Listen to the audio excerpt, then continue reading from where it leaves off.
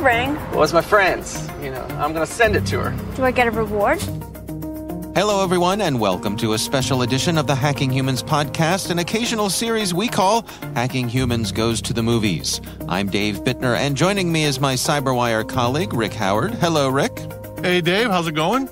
Going well, thank you. On this show, Rick and I look at some of our favorite clips from cinema and television, clips which demonstrate some of the scams and schemes that Joe Carrigan and I talk about on Hacking Humans.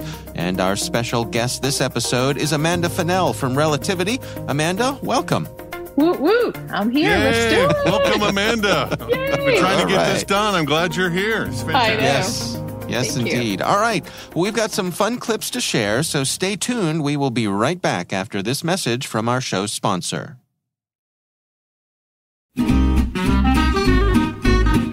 Let's pause here for a word from our sponsor, Keeper. Imagine this scenario. You're out of the office unexpectedly, and a colleague pings you because they need access to some system you have credentials for. Now, our listeners would never send passwords over email or Slack, but what about your coworkers? How many organizations out there are sending logins back and forth in plain text? Worse yet, how many just store all their logins on a shared spreadsheet? We all know that human errors are the biggest threat to your organization's security, but did you know that weak or stolen passwords account for over 80% of all data breaches? There are tools out there that allow you to share credentials, set access permissions, and monitor the dark web for stolen logins. Keeper Security's enterprise password management platform does just that. Keeper locks down logins, payment cards, confidential documents, API keys, and database passwords in a patented zero-knowledge encrypted vault. And it takes less than an hour to deploy across your organization. Sign up for a Keeper free trial for your organization today and get a free 3-year personal plan. Stop sharing emails and spreadsheets with keys to the kingdom. Get started by visiting keepersecurity.com/hackinghumans. And we thank Keeper Security for sponsoring our show.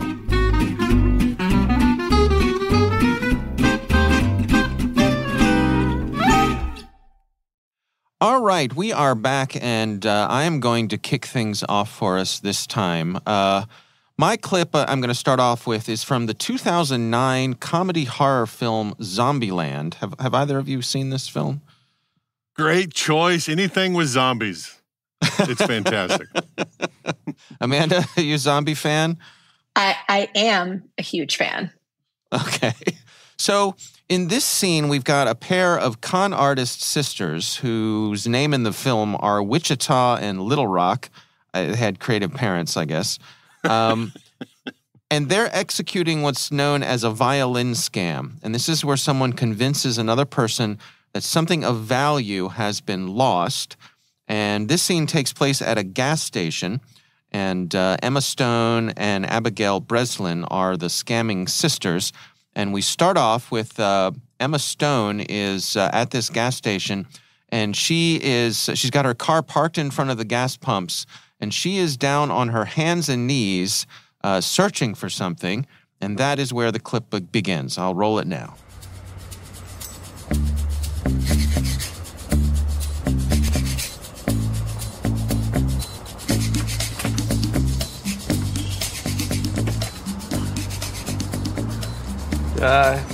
What are you looking for? My engagement ring. I took it off to pump my gas. She's in distress. Let's just Put it say. in my purse, but it must have fallen out. And I'm late for my flight, and I'm... Well, listen, I'll find your ring and I'll FedEx it to you. I'll give you a reward. Still be silly. $3,000. It's worth more than my car. $3,000. Just give me your number. Yeah. I'll find it. Yeah, I'll start looking for it right now. Yeah, because I got nothing else to do. I was engaged once, but I'm single now. I'm so surprised. Bye. Shocked, I say. Hope you make your flight. That guy probably hasn't had a date in 10 years. But I know it's around here somewhere. She's on a plane. That's the beauty of it. Let me call you back. Hey, found my ring. Thanks, I've been looking all over for it. Your ring? It was my friend's. You know, I'm gonna send it to her. Do I get a reward? 40, 60, 80, 400. That's it. That's the whole register. You made someone very happy. You too.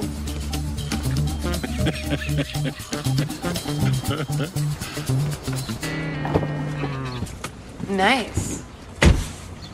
How many left? Let me see. Enough for us to get to California. Someday I want a ring this big. For the low price of $30, sold. All right, what do you guys think? Oh, man, I gotta tell you. So if I remember correctly, they're named that because that's where they're from. Like that's their city. I think that's like why they were named these things or whatever. But it always reminds me of like the importance that you learned from the early on one from Sneakers is that it's all about stress with humans, right? It's always about the stressful situation that makes us do foolish things. So Rick, I don't know what your first takeaway is, but my first one is that it's always about the emotion and the acting that takes place that in order to pull on those heartstrings. Well, what got me was Emma Stone, who, can I say this on a public podcast? She's looking fine, okay? Right? I girl crush on easy her. on the eyes, yeah. Yeah. And she's on her hands and knees as the gas station attendant walks out, okay? That's an easy mark in my mind. Wearing a pair of Christian Louboutin shoes, by the way. I saw the red bottom soles. So yeah, she's obviously like putting across the idea that she has wealth and opulence. Yeah. She's got a BMW. She's got an expensive, supposedly $3,000 ring. Like, I don't know, guys. My diamond ring is a lot more than that. So I'm wondering, like, well, that's the reward she offers. Yeah, she says the ring is worth more than her car.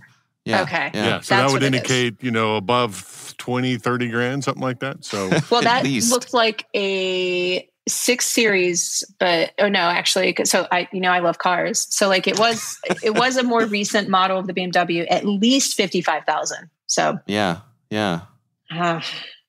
So she very quickly says I'll give you $3,000 for it. And the guy is taken aback just for a second and he sees the money. It's like the old Bugs Bunny cartoons where the dollar signs are in the guy's eyes, right? You get to see it happening. That's going to be some easy money for him. That's right. Right. Well, so Dave, why is this called the violin scheme? Is that what it is? It's called the violin scam because I guess originally back when people started doing it, the object of value was a violin. Someone would say, "Oh, I lost my violin. I left my violin behind somewhere." Or if you find my, I thought it was because they were singing they were crying because they'd lost something invaluable, like play a violin of sorrow for me. So I love yours better. Yeah, could be that's my understanding. But of course, these things are often the stories behind them are often lost to history. But it's interesting how they both the two gals who are involved in this scam. Obviously, they're in cahoots together, and then the other, the younger woman comes in, and she gets her $400 because the guy thinks that he's going to get $3,000. So $400 for the ring, easy calculation. Yep. But that's the actual scam, right? The two of them make it off with $400. I guess less than an hour, and you can do well with that. I think so. And what'd she say? At least 30 more? Is that what she said? Well, that's the part I like the best when they got back to the car and she goes, "How many more rings we have left?" And they pull out an envelope of 30 of these cheap rings, right? It's like, oh my goodness, that's a big payday at the end if you get money at $400 for each one of those. Yeah. No, they had it down and they're good at it. You see how this totally see how this one could work, right? Exactly. Yeah. I know, but I feel like I'm looking back to try to remember if I've ever fallen for something like this. But yeah, so I do think it is one of those just infallible problems with human beings that we all have. Like, we want to be helpful.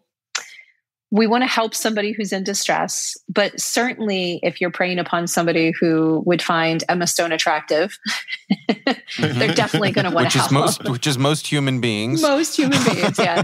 I will say I brought her up one time with my husband because I love her. And he was like, "I don't see it." And I was like, "You're lying. Come on, you're lying." But yeah, so I agree with Emma Stone. I think one of the important things here is that first the guy's coming out just trying to help her. Maybe he's gonna, get a chance with her, and then he, like on a dime, he turns on her and says, "Oh, I'm going to scam her on this." Right. So I think that's an important piece of this. Yeah. Yeah. Yeah. Yeah. And he's single. I will share with you guys. I did fall for one of these once, Amanda. Oh, no. You asked. Yeah. Yeah. There's a variation of this scam. It's similar to this scam, and you see it happening a lot these days. Someone will they'll pretend to be broken down on the side of the road at an off-ramp from a highway. So as you're coming off the highway, they flag you down, and they ask you for money to get some gas. They say they're out of gas, but they offer you their something of value, a gold ring, a gold chain, something like that, in exchange for the money. I stopped to help someone who, was flagging me down. I was trying to be helpful, and we went through this whole thing, and he offered me his gold ring and a gold chain, and I said, no. I said, why don't you just let me drive you to the gas station, and I'll get you some gas, and we'll come back. I'm happy to do that. I'm not in a hurry, and then we can get you the gas and off your way. And he had my wife and my baby are in the car, and I'll just walk, and this, that, and the other thing. So I ended up giving him $20, and I said, no, I don't need your ring. I don't need your, thank you for your good faith offer, but I don't need those things. Here's some money. Good luck to you. And off I went. And only later did it hit me, and I went, you know what? Maybe. But here's the thing. Joe and I have talked about this on Hacking Humans a lot, that I have made the deliberate decision that I would rather go through life occasionally being scammed by people and being okay with it than going through life cynically believing that everyone is out to scam me. I'm with you, Dave. I'm not going to worry about that. You gave $20 to help somebody. Okay, it doesn't matter that he was trying to scam you or not. Okay, right? You elevated your soul a little bit that day. So good for you, sir. I would think so. What do you think of that, Amanda? Was I just being a fool, or no? I think it's odd to have 3 security people on a podcast and we're all like optimists. But yeah, I also you're so right. Yeah, like why are we all optimistic? I don't know, but I will say there's this great, like a mantra or something that was like a saying that somebody once told me. I was starting to try to do investments, and he gave me this one piece of advice, this guy named Chris, and he goes, Amanda, never put anything on the line you're not willing to lose. And I think it's the same. Like, so you lost $20, but you were willing to lose it. And so it's okay. Right. And I think that's really where you make that cost benefit analysis of like, sure, maybe you're being scammed, but you were okay with giving $20 towards that. And so you never put anything on the line you're not willing to lose. And that's fine. Yeah. That's a great way to frame it. All right. Well, that is my clip this week. Rick, we are going to move on to you because your clip this week is remarkably similar to mine. So unplanned. Okay. No, unplanned. we did not coordinate this, for better or for worse. Yeah. So what do you have going on here? Yeah, my clip this week is from the 1997 movie called Traveler, okay, directed by Jack Green. You guys probably know him as a cinematographer from Unforgiven, the great Clint Eastwood movie. And it stars the late, great Bill Paxton, best known for, my favorite movies like Aliens and Tombstone and Apollo 13. And a very young Mark Wahlberg, best known for Boogie Nights and The Departed in my mind. And one more, and I always mispronounce her name. Maybe you guys can help me. Her name is Juliana Margulies, best known for the TV show ER. Are you familiar with her, Amanda? Yeah. Yeah, I watched ER when it was a thing. Like, I think I was like 14. I was totally watching it. But when George Clooney was first on scene, man. Oh, there you go. Right. Yeah. Yeah, I was a few the movie's years older. No kidding. I think she's probably better known now for being the star of the show The Good Wife.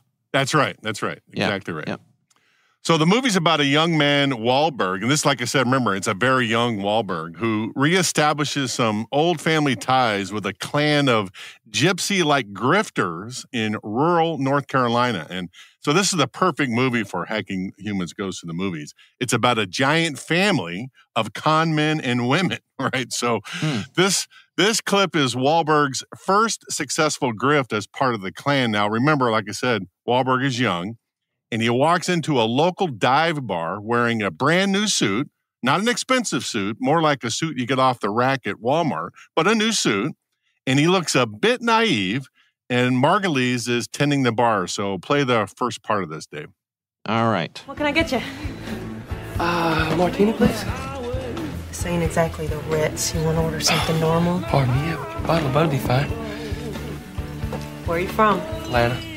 It's up here on business. What kind of business you in? Jewelry?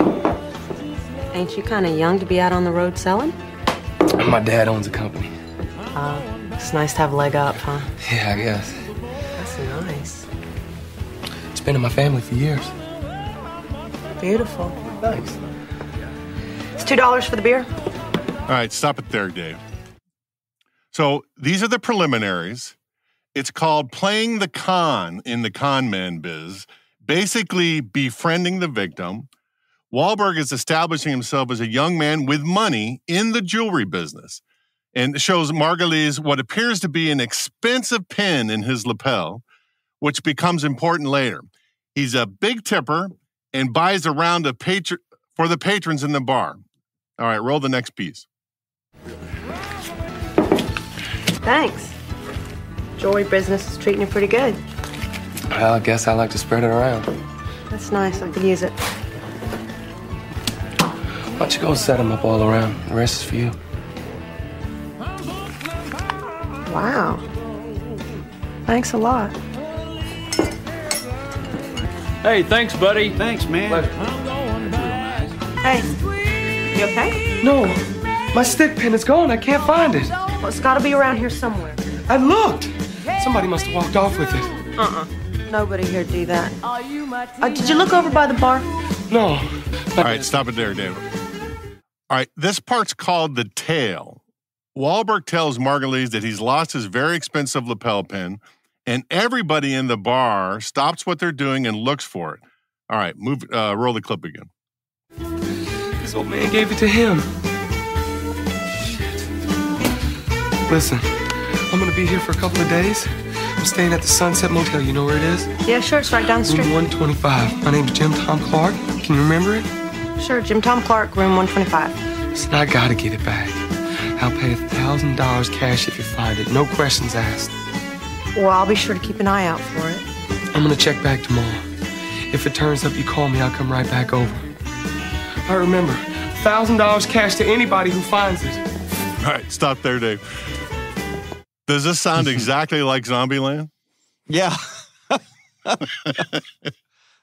right. Well, and so it's interesting to me that he announces to everybody at the bar, who he's already made friends with by buying everybody around, all the regulars, that there's $1,000 cash in play here if anybody finds this pin. Do I have that right? Yep. Yeah, when he leaves the bar, everybody gets on their hands and knees and starts looking for this thing because they know money's in the bag if they can just find it. So what ends up happening? Well, we're going to get to that. So, okay.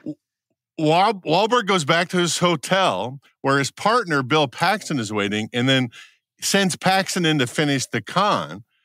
Paxton goes to the bar, buys a beer from Margulies, and pretends to drop something on the floor. When he comes back, he has the pin, Wahlberg's lapel pin, in his hands. Margulies sees her opportunity and asks Paxton to meet her at the end of the bar away from the ears of everybody and tries to con on her own. Okay, roll this last piece. That's mine. Really? Oh, yeah, I've been looking for it all night. My daddy gave me that pin. It's been in the family forever. You don't believe me. I don't believe this. Why'd you move me down the bar then? You think I want them knowing my business? there'd be no end to it, just be one thing after the next. Now, can I have my pen? I believe I deserve a reward. Okay, that's fair. I'll give you $5. That's a little cheap, isn't it? Okay, 10. You know what I think? What? I don't think this is your pen at all. I think you're trying to put one over on me. You're starting to make me mad. $100. I don't think so. This looks like money to me. I'm gonna go call the police. 200. Now it gets interesting. 400. No. 5. Hey, you just said 400. Then I said 5, 6. But now wait a minute. Are you finished? I'll give you $500. And that's just for the sentimental value.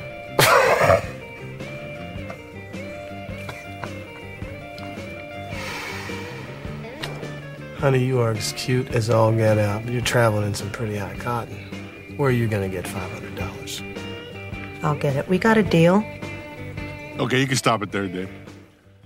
She pulls the money out of the till, okay, gives him the money, and Paxton walks out. And then those two, Wahlberg and Paxton, make a run for it, and she's out all that money, right? It's the exact same scam that we just saw in Zombieland. I love that. Have you guys seen that movie before? I had not seen that movie before, but I have a lot to say about this. Dave, have you seen this movie before? No, this movie is new to me. I had never seen it before. When I saw Wahlberg and Paxton, I said, I'm in. All right. So what do you think, Amanda? What's your first thought here? So what's interesting, sometimes I feel like it's an orchestra of words. And so, you said the summary of this was about grifting because they're like a family of like vagabonds, grifters, that kind of thing or whatever. So the term grift I'm familiar with, and it's because my stepmother is actually Dutch. And the Dutch word that this is derived from supposedly is actually a Dutch word called gracht, which means like digging, like to dig your own grave kind of thing. Oh, and nice. So the exchange between these people really does feel like you're digging a grave, like you're going deeper and deeper. Does. So that was like one thing that kind of flowed back and forth from it. The other thing is that whenever they're negotiating, whenever Bill Paxton's negotiating and he goes up, that is 100% what I do every time I'm negotiating. If somebody doesn't give me what I want, I go up another 100. And they're always like, that's not how this works. That's not how any of this works. I'm like, it's how it works for me. Should have taken the first offer. And you'd be surprised how quickly people grab on because they don't want it to go any higher. They're like, fine. That's fine. We'll do that. So I thought that was awesome. Any thoughts there, Dave? Well, it was interesting to me that, as you would expect, being the professional grifter, that Paxton had the edge here, right? As Amanda was saying, by upping the value every time, he was putting the emotional pressure on. He was turning up the heat on her to make this end, to make the bleeding end, and she fell for it. I want to go back to something that Amanda said. The human nature of this, right? Margulies goes, I'm going to call the police and get you out of here. And then 2 beats go by and then she makes another offer, okay, for $200 or something like that. It's like, oh, okay, I see where this is. That is awesome. But I guess the only thing is she took the 500 or whatever it was out of the till. Is that what happens in the movie? Yeah, out of the till. Yeah, which is the same thing the gas station guy did. Yep, exactly the same. Right, exactly the same. Right. So. Yeah, that's a good point. So not only did they lose the money, but they're probably going to lose their jobs. She does. She absolutely gets fired. Okay. And then a whole romance starts between Paxton and Margulies because he feels bad that he, got her fired. So, but that's another story. Well, It's a movie. All right. Well, I think it's fascinating to me that we have these 2 clips from 2 very different movies, but it is the same scam in both of them, just played out in a different way. Amanda, why don't you take us out of here today? What do you have to share with us? All right. So I am going to use a really short clip, actually. I think it's like 30 seconds. It's not very long. But a lot of people have thought about like the girl with the dragon tattoo. And I remember this very vividly in 2009 when this first version came out, not the Daniel Craig one, the original one. When this came out, the better one. Get on record here. The better one. The better one, right? This particular movie had come out, and it's in Swedish, but the reason why I remember this movie so well, and I haven't seen it since 2009, which is why it's hard for me to find the scene that I was looking for. I remember watching this movie, and I don't know if you sit with your family when they see anything with computer hacking, they always look at you. Like, is this accurate? You know? Yeah. And this movie was one of the first. I always tell them it is. Whatever is going on, totally accurate. Yeah. Exactly. That's exactly. Swordfish, 100%. That's what 100%. Yeah. Enhance, magnify. So this particular movie has a few different things, but I'm just going to show one clip that kind of gives you a taste of it. But to set the stage, at this point, we basically have a 2009 Swedish-Danish thriller, if you will, with a German producer. And the main character is essentially played by Noomi Rapace, I think is how we pronounce her name, potentially. I don't know. But Lisbeth, Rapace might be right. Yeah, I think you're right. It might be. I'm hoping. But so Lisbeth Salander is basically a freelance kind of investigator, if you will. She's got a really crazy background. Really lauded in a lot of the books and then later in the movies about her hacking skills. So we're just going to look at about 30 seconds of what that looks like and how that displays on film. And then I'm going to pull apart a little bit what we think about this. All right. Here's the clip.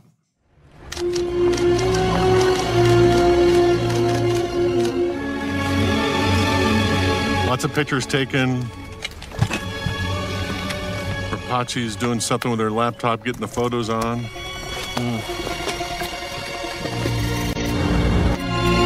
Thousands, it looks like. Code on the laptop. Windows. Financial records, names. Wow. Okay. I don't know what's going on there, but it's exciting. I know. Okay, so I'm going to pull this apart for you both in case you haven't seen it or it's been a while since you've seen it. So yeah, the difficulty that we have with this is a few things, but the way that this is depicted is that she just naturally is able to pull in, as you mentioned, like thousands of photographs she just took on surveillance. And then she uploads it. There's tons of metadata that just naturally comes up whenever she opens all these pictures. But some of the other issues that we have is that, as will come about later in this movie, is that there's apparently no point-to-point encryption. So she basically will just look for a directory and then just go on to it with no problem for Wennerstrom, who is the person she's investigating. But these people are like well-known in the financial world. They would have had some method of encryption naturally. And naturally, like SSL and TLS is not like a crazy technology. Everyone uses that. Everything is encrypted in transit with this kind of information. So the problem we have is that there's accuracy with the way that this movie depicts a lot of different things. It is eclectic. It takes a lot of different things to pull things together, to put together the pictures of an investigation. But the difficulty is speed is never correct in these movies because they have a short amount of time to get the point across. And then they try to exploit things that are just fundamental security that we're using. Encryption is just fundamentally something that we're using a lot of times, and it's like a natural default. So that's my answer. So, I put it forth to you too. I will counter that you're assuming that people in the finance industry know how to use their own tools. Okay, so that has not been my experience. All right, I'm just going to throw that out there. Okay.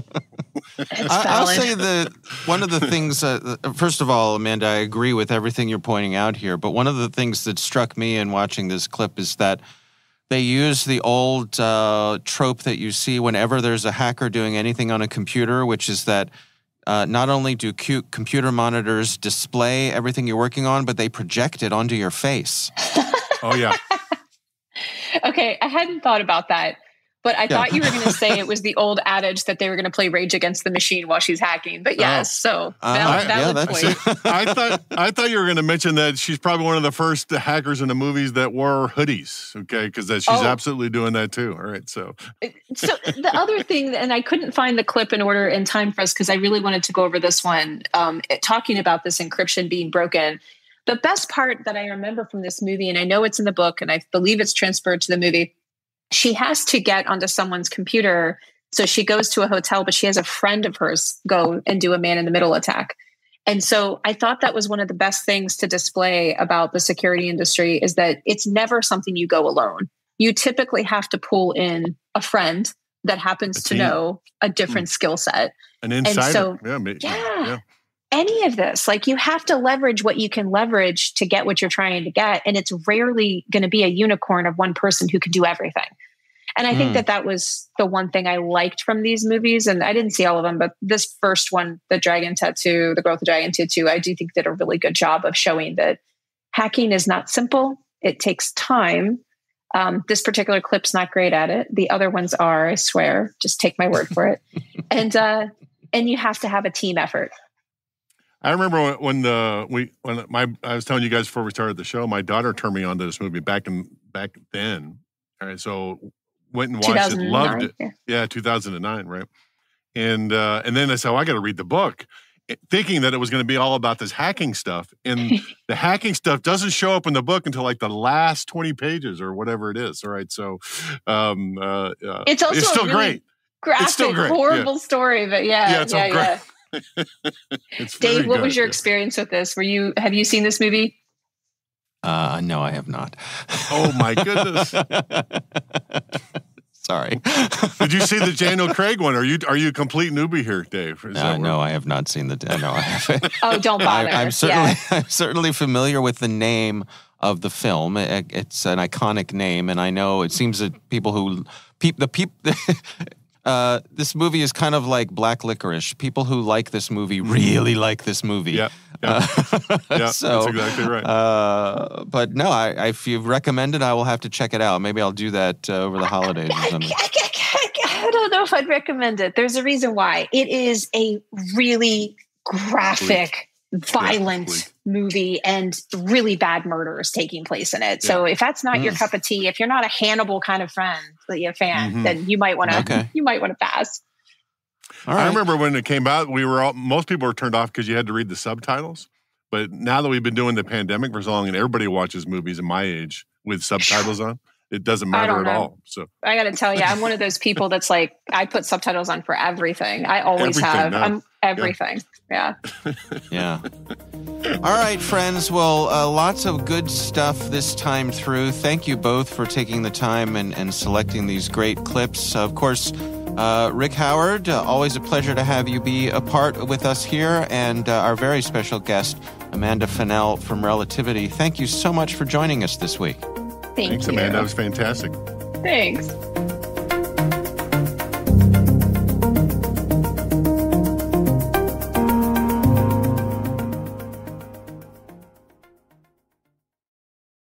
We want to thank our sponsor, Keeper Security, for helping make this episode possible. Cybersecurity starts with password security. Password security starts with Keeper.